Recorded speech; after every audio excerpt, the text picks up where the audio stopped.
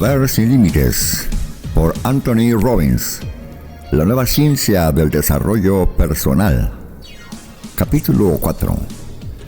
La fe o el nacimiento de la excelencia. El hombre es lo que cree. Anthony Chekhov. En su maravilloso libro Anatomía de una enfermedad, Norman Cousins nos cuenta una anécdota instructiva sobre el músico catalán Paul Casals, uno de los grandes maestros del siglo XX. Es una historia de fe y de renovación. Puede enseñarnos algo a todos.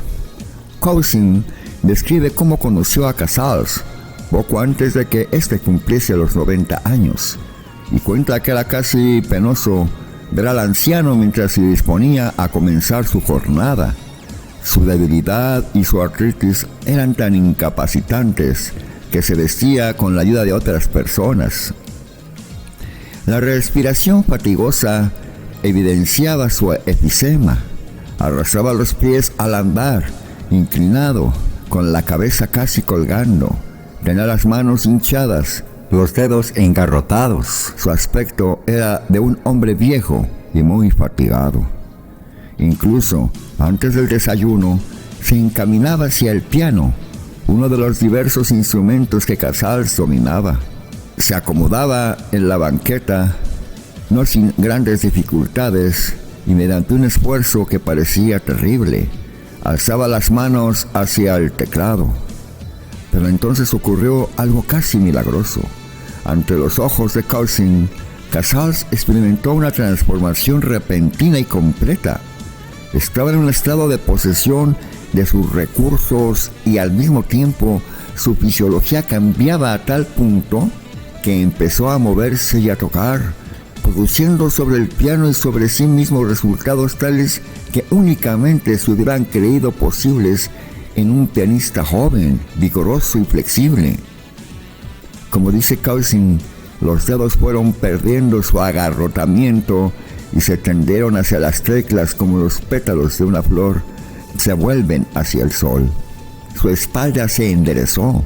Se hubiera dicho que respiraba con más desahogo. La sola intención de ponerse al piano cambiaba por completo su estado y, por ende, sus recursos físicos. Casals empezó con el clave bien temperado de Bach, que interpretó con gran sensibilidad y dominio, y luego abordó un concierto de Brahms, y sus dedos parecían volar sobre el teclado. Todo su organismo se fundía en la música. Escribió Cousins, dejó de estar anquilosado y agarrotado para moverse con gracia y suavidad, totalmente libre de su rigidez artrítica. Cuando dejó el piano, parecía otra persona totalmente distinta de la que se había sentado a tocar. Estaba más erguido, más alto, y anduvo sin arrastrar los pies. Inmediatamente se dirigió a la mesa del desayuno, comió con buen apetito y salió a dar un paseo a la playa. Cuando se habla de fe, normalmente pensamos en credos o doctrinas, y eso es lo que efectivamente son muchas creencias, pero en un sentido más esencial, es fe cualquier principio, guía, aforismo, convicción o pasión que pueda suministrar sentido y orientación a la vida. Los estímulos que se nos ofrecen son innumerables. Las creencias son los filtros predispuestos, organizados de nuestra percepción del mundo. Las creencias son como los gobernadores del cerebro. Si coherentemente juzgamos cierta una cosa, es como si transmitiéramos al cerebro una orden acerca de cómo debe representarse lo que sucede. Casals creía en la música y en el arte, que habían dado belleza, orden y nobleza a su vida, y que todavía se mostraban capaces de realizar el milagro cotidiano para él. Como creía en el poder trascendente de su arte, disponía de potencial en un grado que casi desafía el entendimiento.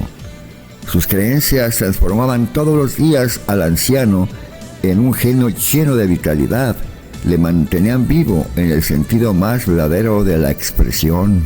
John Stuart Mill escribió: La persona que tiene fe posee más fuerza que otras 99 que solo tengan interés. Precisamente por eso la fe franquea las puertas a la excelencia. Una creencia comunica una orden directa al sistema nervioso. Cuando uno cree que algo es verdadero, literalmente se pone en un estado tal como si lo fuese. Utilizadas apropiadamente, las creencias pueden ser la fuerza más poderosa para hacer el bien en la vida. Por el contrario, las creencias que ponen límites a nuestras acciones y pensamientos pueden ser tan devastadoras como negativas. A través de la historia, la religión ha inspirado a millones de personas y les ha dado fuerza para hacer cosas que nunca hubiese creído realizables. La fe nos ayuda a obtener de nosotros mismos los recursos más profundos y a dirigirlos en sentido favorable al objetivo buscado. Las creencias son la burbuja y los mapas que nos guían hacia nuestros objetivos y nos inspiran la confianza en que sabremos alcanzarlos. A falta de ellas o de la esperanza de construirlas, los seres humanos llegan a verse totalmente desamparados, como barcas sin motor ni timón. En cambio, con unas creencias firmes que sirvan de guía, uno se ve capaz de emprender la acción y de dar forma al mundo en que desea vivir. La fe ayuda a ver lo que uno quiere y confiere energía que ayudan a obtenerlo. En realidad, ninguna otra fuerza rectora del comportamiento humano resulta tan poderosa. La historia de la humanidad es, en esencia, la historia de las creencias humanas. Los individuos que han dejado huella en la historia, llámense Jesucristo, Mahoma, Copérnico, Cristóbal Colón, Edison o Einstein, son los que cambiaron nuestras creencias. Para modificar nuestro comportamiento, hemos de empezar por nuestras propias creencias.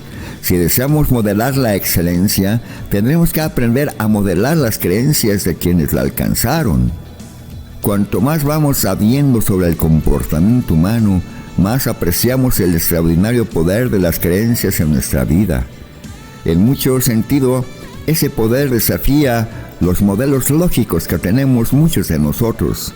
Pero es evidente que las creencias, representaciones internas congruentes, controlan la realidad incluso al nivel fisiológico. Hace poco, en un notable estudio sobre la esquizofrenia, se presentó el caso de una mujer de doble personalidad. Habitualmente, esa paciente presentaba niveles normales de glucemia, pero cuando ella creía ser una diabética, toda su fisiología cambiaba de acuerdo con los síntomas de la diabetes. La creencia se convertía en realidad. Dentro de esta temática, es conocido el experimento en que una persona en trance hipnótico recibe el contacto de un pedazo de hielo que se le ha sugerido en una pieza de metal candente. Invariablemente se forma una ampolla en el punto de contacto. Lo que cuenta en este caso tampoco es la realidad, sino la creencia, la comunicación directa e incuestionada al sistema nervioso, el cerebro. Sencillamente se limita a hacer lo que le dicen. Muchos conocemos también el denominado efecto placebo. Las personas a quienes se sugiere que las drogas que van a tomar surtirán determinado efecto o determinados efectos, muchas veces experimentan dichos efectos aunque se les dé una píldora desprovista de cualquier propiedad activa. Norman Cousins, que se enteró por experiencia directa del poder de curación por la fe, concluye: los fármacos no siempre son necesarios. La fe en la curación siempre lo es. En un estudio notable sobre el efecto placebo, se reunió un grupo de pacientes de úlceras gástricas, que fue dividido en dos subgrupos. A los del primero, le dijeron que iban a tomar una droga nueva capaz de aliviar definitivamente su dolencia. A los del otro grupo, que recibirían un producto experimental cuyos efectos aún no eran bien conocidos. El primer subgrupo registró un 70% de mejorías significativas. En cambio, el primer subgrupo registró un 70% de mejorías significativas. En cambio, del segundo grupo, que solo tenía 25%, mejoró de sus úlceras. Del segundo subgrupo, solo un 25% mejoró de sus úlceras. Toda la diferencia estuvo en el sistema de creencias adoptado, ya que en ambos casos los pacientes recibieron un producto carente de propiedades curativas. Más notables todavía son los numerosos estudios de pacientes que, pese a tomar fármacos de conocido efecto nocivo, no experimentaron ninguna molestia tras habérseles dicho que iban a mejorar en su estado. En unos estudios dirigidos por el Dr. Andrew Weil, se ha demostrado que las experiencias de los consumidores de drogas corresponden casi exactamente a sus expectativas. Descubrió que era posible producir un efecto sedante por medio de la administración de anfetaminas y estimular a una persona dándole barbitúricos. La conclusión de Wells es que la magia de las drogas está en la mente del consumidor y no en el producto. En todos estos ejemplos, la constante que más poderosamente influyó en los resultados fue la creencia, el mensaje firme y congruente que recibe el cerebro y el sistema nervioso. Pero con todo su gran poder, el proceso no implica ningún tipo de magia abstrusa. La fe no es más que un estado, una representación interna que dirige el comportamiento. Puede ser una fe capacitante, como la creencia de una posibilidad, la convicción de que vamos a triunfar en tal cosa o a conseguir tal otra, o una fe incapacitante, la creencia de que no podemos, de que nuestras limitaciones evidentes son incongruentes e insuperables. Si usted cree en el triunfo, tiene mucho camino recorrido para alcanzarlo. Si cree en el fracaso, esos mensajes le llevarán sin duda a tal experiencia. Recuerde que usted tiene razón tanto si dice que puede como si dice que no puede. Ambas convicciones tienen una gran potencia. La cuestión estriba en saber qué clase de creencias nos conviene albergar y cómo desarrollarlas. El nacimiento de la excelencia empieza cuando nos damos cuenta de que nuestras creencias son una opción. Normalmente no nos damos cuenta de ello, pero es un hecho. Y una creencia puede ser elegida conscientemente. Podemos elegir las que nos limiten o las que nos estimulen. El quid de la cuestión está en elegir aquellas creencias que nos conducen al éxito y a los resultados que deseamos, dejando de lado al mismo tiempo las que nos pudieran desviarnos o frenarnos. El error más grave que las personas suelen cometer respecto a la fe es creer que se trata de un concepto intelectual estático, de una actitud divorciada de la acción y de los resultados, nada más lejos de la verdad. La fe es la puerta de entrada a la excelencia, precisamente porque no tiene nada de irreal ni de estático. Nuestra fe determina nuestra capacidad para liderar nuestras potencialidades. Una creencia puede destapar o tapar el discurso de las ideas. Imaginémonos la situación siguiente. Alguien le dice a usted, tráeme la sal, y usted se dirige a otra habitación al tiempo que dice, pero si no sé dónde está. Tras buscarla durante unos minutos exclama, no la encuentro. Entonces la otra persona viene y toma la sal que se hallaba en el estante a 2 palmos de donde usted se encuentra, diciendo, ¡qué despistado! Si llega a ser una serpiente ya te habría mordido. Cuando usted dijo, pero si no sé, le dio a su cerebro la orden de no ver la sal. En psicología esto se llama escotomizar.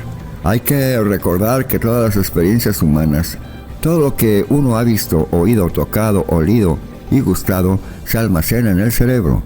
Si uno dice congruentemente que no puede recordar algo, tiene razón. Si uno dice congruentemente que puede, entonces transmite al sistema nervioso una orden que abre caminos hacia aquella parte del cerebro que posiblemente contenga las respuestas que uno necesitaba. Pueden porque creen que pueden. Virgilio. Así pues, una vez más, ¿qué son las creencias? Son planteamientos transformados y preorganizados de la percepción. que filtran de una manera coherente nuestra comunicación con nosotros mismos. ¿De dónde proceden las creencias? ¿Por qué ciertos individuos tienen creencias que les impulsan hacia el éxito, mientras otros tienen creencias que no contribuyen sino a un fracaso? Si pretendemos modelar las creencias que fomentan la excelencia, necesitamos saber ante todo cómo se originan las mismas. La primera fuente es el ambiente que nos rodea. En él es donde se produce de la manera más inexorable el ciclo según el cual el éxito llama al éxito y el fracaso incuba al fracaso. El horror verdadero de la vida en los guetos no está en las frustraciones ni en las privaciones cotidianas. El ser humano es capaz de superar esos factores negativos. La pesadilla está en cómo afecta el medio, el ambiente, a las creencias y a los sueños. Si uno contempla más fracasos y desesperación, es muy difícil llegar a tomar las representaciones internas que fomentan el triunfo.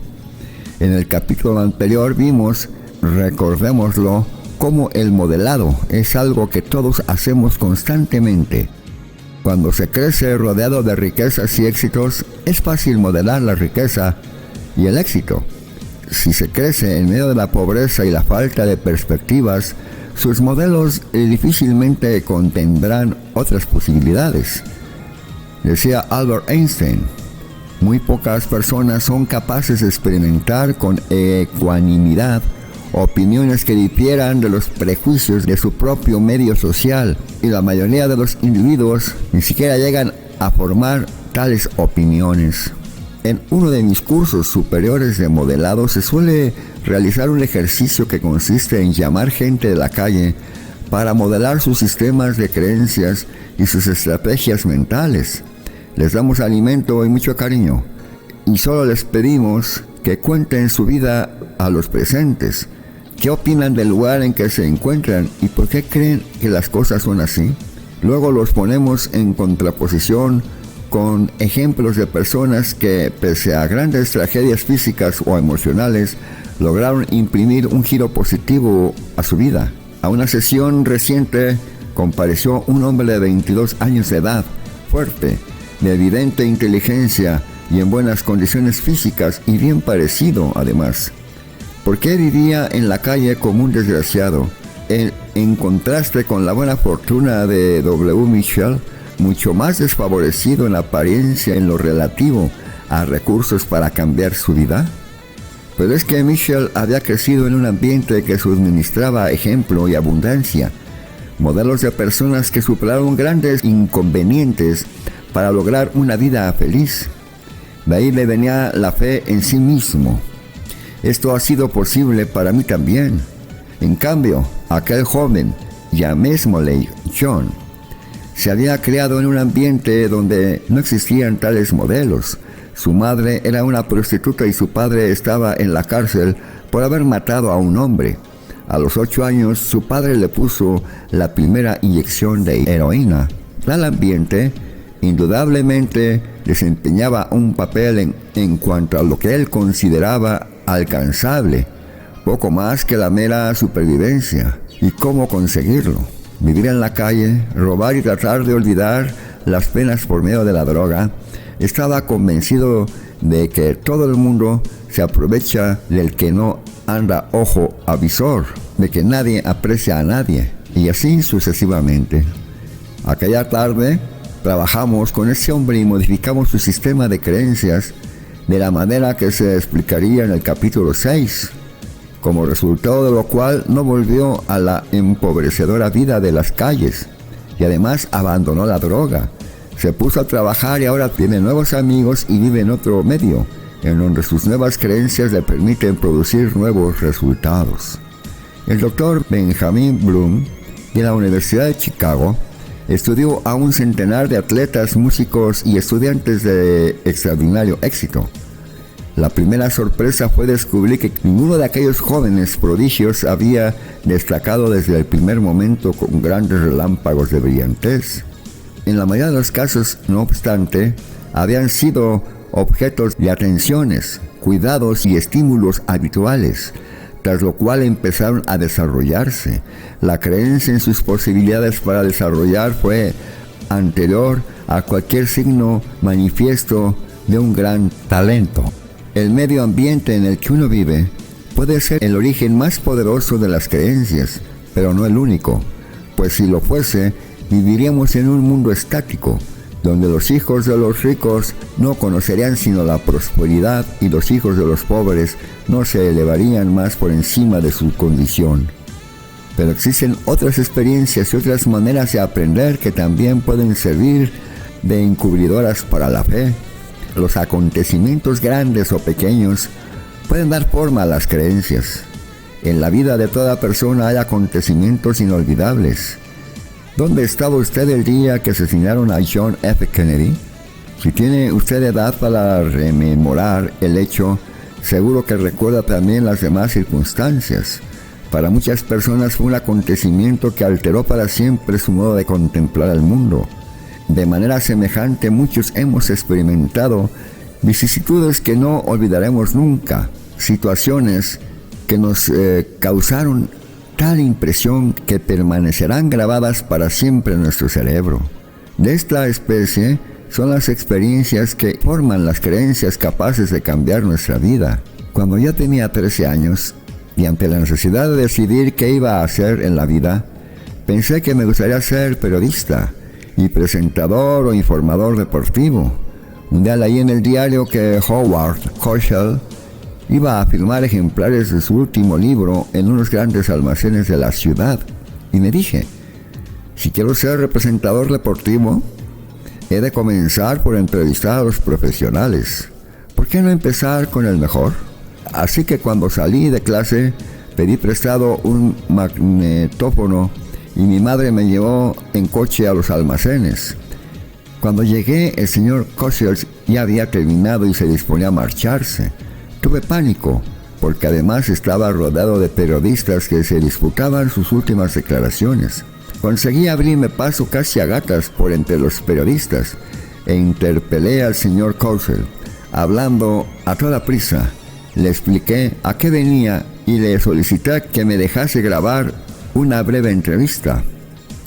Howard Cosell accedió y me concedió una entrevista personal, mientras docenas de reporteros se quedaban esperando. Esa experiencia cambió mis convicciones acerca de qué cosas podrían hacerse, a qué personas uno llegar y cuáles eran las compensaciones por pedir lo que uno deseaba. Animado por el señor Cosell, empecé a escribir en un diario y así empecé mi carrera en el campo de las comunicaciones. La tercera manera de fomentar las creencias es a través del conocimiento. Una experiencia directa es una forma de conocimiento. Otra manera de obtenerlo es por medio de la lectura o de las películas, es decir, ver el mundo tal como lo han reflejado otras personas. El conocimiento es una de las grandes vías que permite romper las trabas en un ambiente limitado, por triste que sea el mundo en el que uno vive.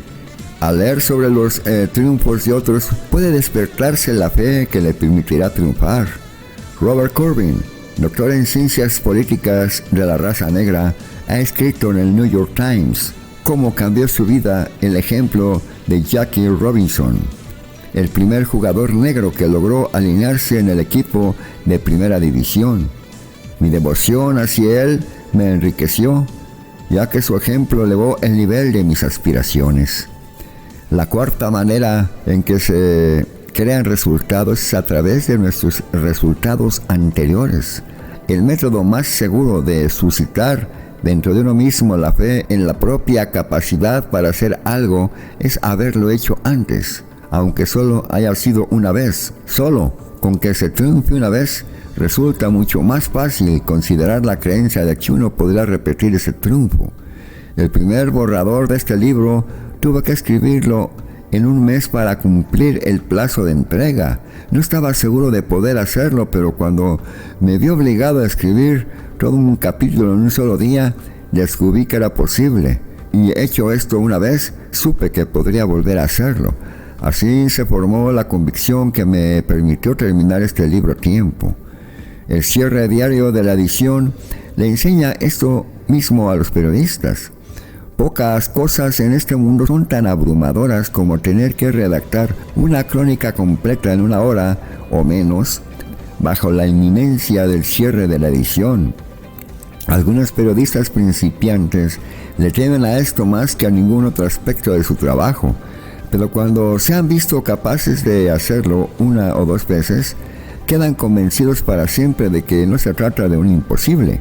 No es que se vayan haciendo más listos ni que la mente se vuelva más ágil a medida que envejecen en el oficio, sino que una vez armados con la fe de que pueden escribir las crónicas dentro de cualquier plazo que se les imponga, resulta que lo consiguen.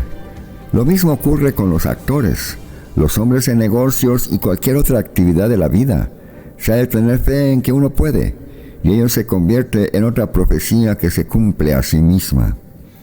La quinta manera de establecer creencias consiste en representarse mentalmente la experiencia futura como si ya se hubiese realizado. Lo mismo que las experiencias pasadas pueden cambiar las representaciones internas y por tanto, lo que consideramos posible. También puede servir para ello la experiencia imaginada sobre cómo deseamos que sean las cosas futuras. A esto se llama experimentar los resultados por anticipado.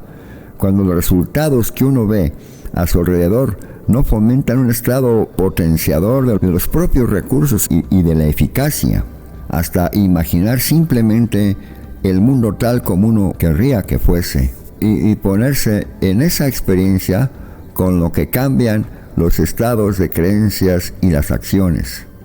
Al fin y al cabo, si uno es un vendedor, ¿qué es más fácil, ganar $10,000 o 100,000? La verdad es que resulta más fácil ganar 100,000, y voy a explicar por qué. Si uno se plantea ganar 10,000, en realidad se conforma con ganar apenas lo necesario para llegar a fin de ese mes. Si ese es su objetivo, y si eso es lo que se representa usted a sí mismo mientras trabaja tan duro, ¿cree que va a sentirse animado, poderoso o dueño de sus recursos mientras trabaja? Es tan excitante eso de decirse, adelante muchacho, pongámonos a trabajar, que necesito con qué pagar el recibo de la luz. No sé lo que le parezca a usted, pero a mí no me serviría para ponerme en marcha. Pero la venta es la venta. Uno siempre ha de hacer las mismas llamadas, visitar a la misma gente y servir los mismos productos, cualquiera que sea la meta que se haya propuesto. Por tanto, es mucho más sugestivo y motivador salir con la finalidad de ganar $100,000 que 10,000. Y en este estado de entusiasmo es mucho más probable que se anime usted a emprender las acciones coherentes, que le hagan poner en juego sus mejores recursos, en vez de limitarse a salir para ganarse las lentejas. Evidentemente, el dinero no es lo único motivador suficiente, pero cualquiera que sea su objetivo, si se forma usted una imagen mental clara del resultado que desea, y si se lo presenta como si ya lo hubiera conseguido, se situará en la clase de estado que le ayudará a obtenerlo. Todos estos son procedimientos para movilizar la fe. Muchos de nosotros formamos nuestras creencias al azar. Recogemos lo bueno y lo malo del mundo que nos rodea. Sin embargo, he aquí una de las ideas fundamentales de este libro. Usted no es una hoja marchita arrastrada por el viento. Usted puede controlar sus creencias y también la manera en que quiera modelar a otros. Puede dirigir conscientemente su vida y cambiarla. Si hay una palabra clave en este libro, es esa, cambio. Por eso voy a hacerle la pregunta más personal que existe. ¿Qué opina usted acerca de sí mismo y de sus posibilidades? Por favor, haga una pausa, piensa y escriba las 5 creencias claves que más le han limitado en el pasado. Ahora escriba una relación de 5 creencias positivas, por lo menos, que podría servirle para alcanzar los que ahora mismo sean sus máximos objetivos. Una de las premisas en que nos fundamos es que cualquier juicio que uno exprese tiene su momento y ha de considerarse en relación con la época en que se forma. No es la declaración de una verdad universal, sino algo verdadero únicamente para una persona determinada en un momento determinado. Es susceptible de modificación. Si usted tiene un sistema de creencias negativo, A estas últimas ya sabrá el daño que ha hecho, pero es fundamental advertir que los sistemas de creencia no son inmutables, como lo es la longitud del cabello, la afición a un determinado tipo de música, ni la calidad de las relaciones que uno mantenga con una determinada persona. Si lleva usted un Honda o considera que sería más feliz con un Chrysler, un Cadillac o un Mercedes, en sus manos está el cambiar. Pues bien, las representaciones internas y las creencias funcionan de una manera muy similar. Si no le gustan, puede cambiarlas. Todos tenemos una jerarquía, una escala de creencias.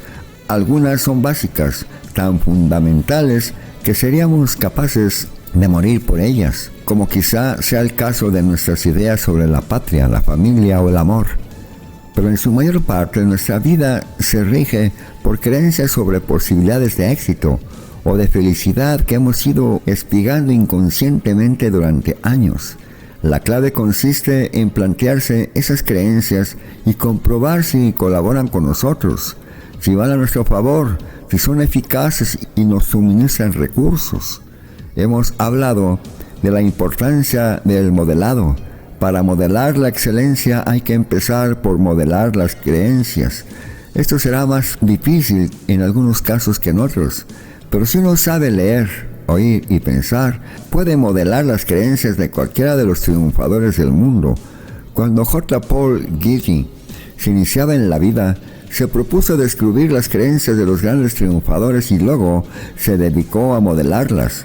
Usted también puede modelar conscientemente las creencias de este y de otros grandes líderes que han escrito sus autobiografías. Nuestras bibliotecas abundan en soluciones a la pregunta de cómo conseguir prácticamente cualquier resultado que nosotros deseemos. ¿De dónde ha sacado usted sus creencias personales? ¿Son las de un hombre corriente en la calle?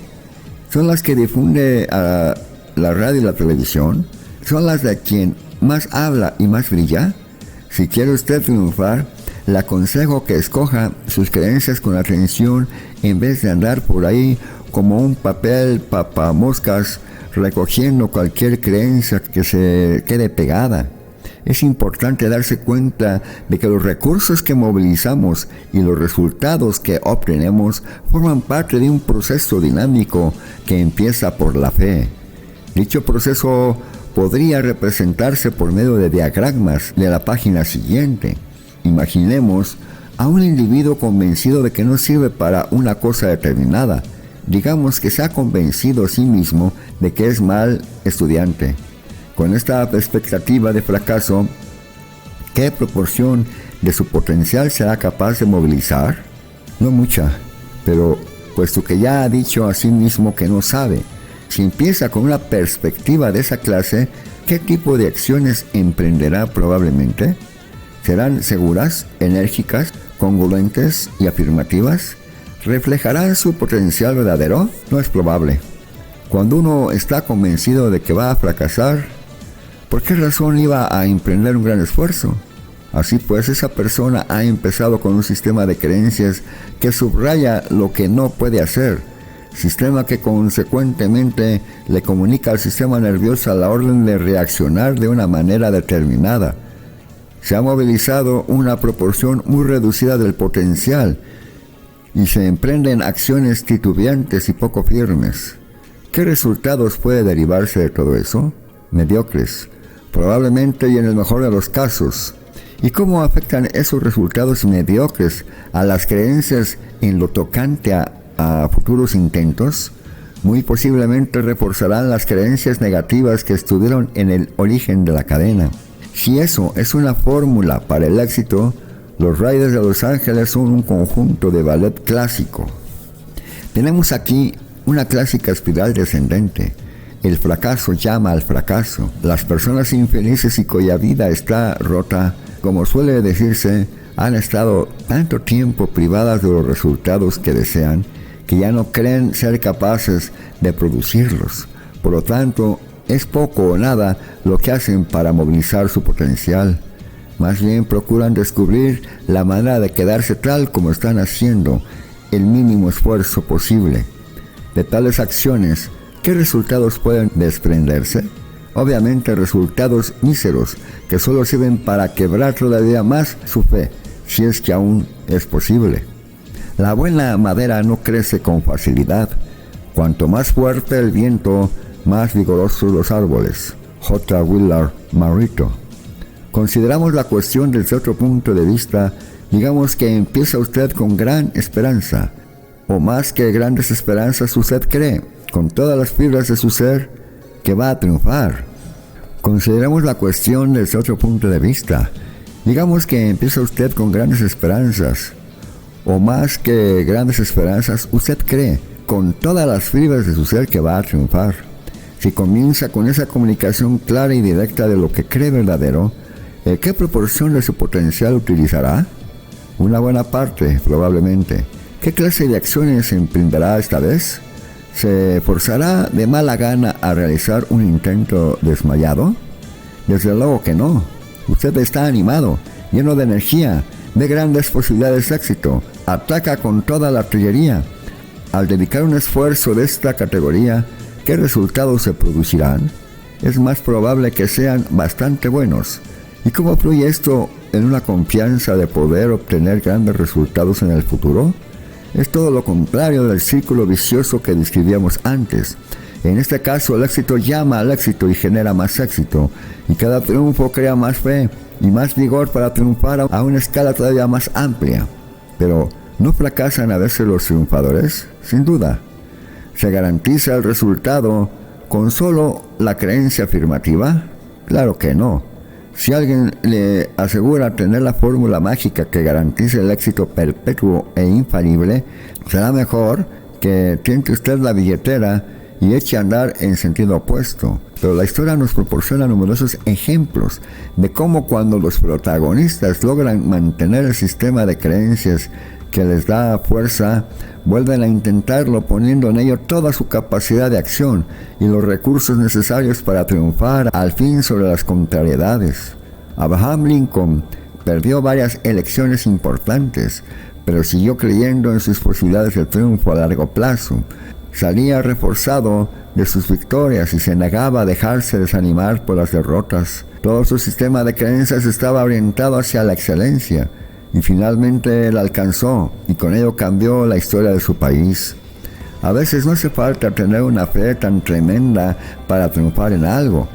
En ocasiones, los individuos producen resultados sobresalientes sencillamente porque ignoraban que las cosas fuesen difíciles o imposibles. Es decir, que a veces basta con la ausencia de convicciones limitativas. Tomemos por ejemplo el caso de un joven que se durmió durante la clase de matemáticas y no despertó hasta que el timbre señaló el final de la lección. Entonces vio que habían apuntado 2 problemas en el pizarrón y los copió en la creencia de que eran los deberes para el día siguiente. Una vez en casa, trabajó todo el resto del día y toda la noche. No pudo resolver ninguno de los 2, pero siguió intentándolo durante el resto de la semana. Por último logró solucionar uno y presentó su trabajo al profesor. Este se quedó atónito, pues resultó que se trata de un enigma hasta entonces considerado irresoluble. Si el alumno lo hubiera sabido, seguramente no se habría dedicado a resolverlo. Pero como no se había dicho a sí mismo que aquello no pudiera hacerse, sucedió en realidad todo lo contrario. Se convenció de que tenía el deber de resolverlo. Por eso logró encontrar la manera de resolverlo. Otro modo de cambiar nuestras creencias consiste en vivir una experiencia que las refute. Por eso realizamos la práctica de andar sobre las brasas. A mí no me importa que la gente aprenda a caminar sobre brasas, pero sí que aprendan que pueden hacer cosas aunque las tuvieran por imposibles. Cuando uno se ve capaz de hacer lo que antes creía imposible, por fuerza ha de considerar todo su sistema de creencias. La vida es al mismo tiempo más sutil y más complicada de lo que muchos creen. Así que si no la ha hecho todavía, revise sus creencias y decida cuáles le convienen cambiar enseguida y en qué sentido le conviene cambiarlas. He aquí mi próxima pregunta. ¿La figura que viene a continuación es cóncava o convexa? Qué pregunta más tonta, ¿verdad? Depende de cómo se mire. La realidad para usted es la realidad que usted crea. Si tiene representaciones internas o creencias positivas, será porque usted las ha creado así. Y si son negativas, también son la obra de usted. Las creencias que fomentan la existencia son muchas, pero yo he seleccionado 7 que me parecen especialmente importantes y las llamo